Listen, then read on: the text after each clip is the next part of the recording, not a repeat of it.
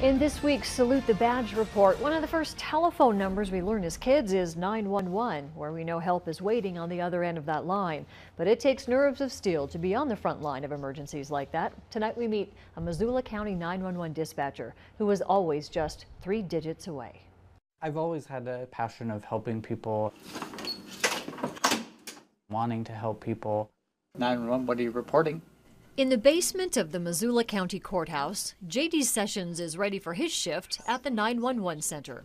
You never know what you're going to get. One minute you could be on the phone with a person who just needs help talking to someone, or the next phone call could be a CPR call, or somebody's house is on fire. His desire to help people started as a teenager. In high school, he was in the cadet program.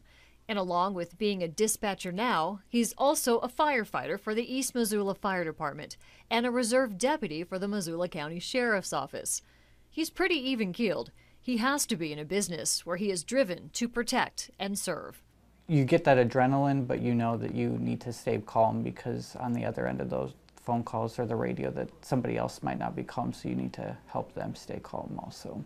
Calls to 911 range from a lost cat to a shootout on the highway. Each caller is treated with dignity as dispatchers coordinate the response. They don't always know the outcome of the calls they get, but after each one they take a breath and get ready to do it all over again. There is a team spirit down here where the stakes can be high when you're the one on the front lines of what is often a life and death situation. It's not a job for everyone. Someone that's a quick thinker and is able to handle the high stress, the call volume that we have, and being able to think on your feet. They show you ways to think, but sometimes you have to go out of those boundaries and jump onto what you think is best for the responders or the patient.